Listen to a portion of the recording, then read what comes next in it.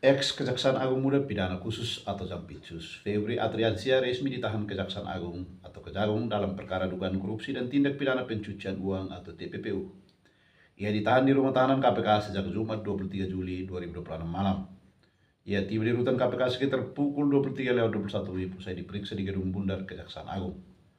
Berikut adalah rangkuman sejumlah fakta terkait perkembangan kasus Febri yang tim berkas jurnalis Sadur dari CNN Indonesia dan sejumlah sumber lain.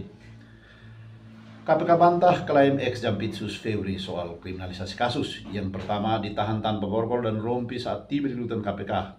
Febri tidak mengenakan rompi pink dan borgol meski telah berstatus sebagai tersangka. Febri terlihat mengenakan kemeja batik lengan panjang tanpa memakai rompi pink. Tak hanya itu, tangan Febri juga terlihat tidak diborgol. Kejaksaan Agung melalui Jampitsus Rudi Margono menyampaikan permohonan maaf soal Febri tak mengenakan rompi tahanan. Menurut Rudi, hal tersebut karena dalam kondisi buru-buru dan sudah pada suasana malam. Yang kedua, alasan ditahan di rutan KPK, Rudi Margono mengatakan Febri ditahan di rutan KPK karena yang bersangkutan pernah setidaknya berjasa menangani sejumlah kasus besar. Ia pun berpandangan bahwa Febri memerlukan perlindungan untuk proses akuntabilitas dan transparansi. Selain itu, lanjut dia, pihaknya juga bersinergi dengan KPK dalam penanganan perkara ini. Terpisah, Deputi Bidang Koordinasi dan Supervisi KPK, Eli Kusuma Stuti, menyatakan penahanan Febri di rutan KPK ini juga telah berjalan sesuai prosedur.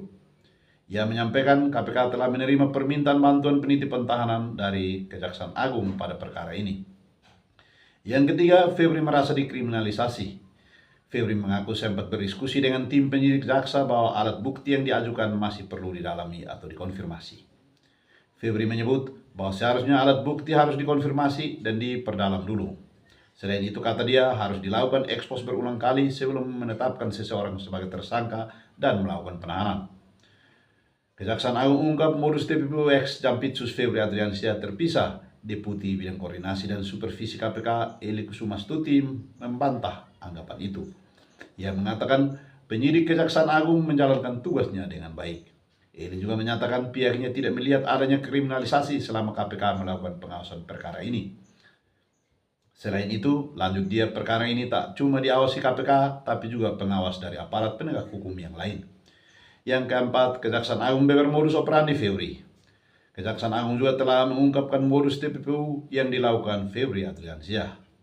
Modus operandi secara umum dengan dugaan TPPU yang dilakukan oleh penyelenggara negara dalam jabatannya sebagai jaksa atau pejabat struktural selama dia menjabat dan mengabdikan diri di kejaksaan.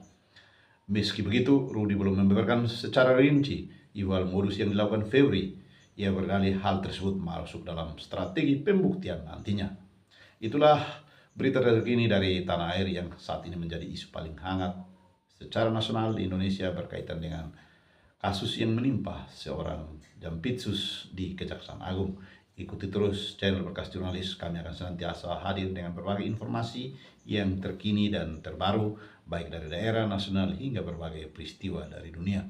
Salam hormat untukmu semua.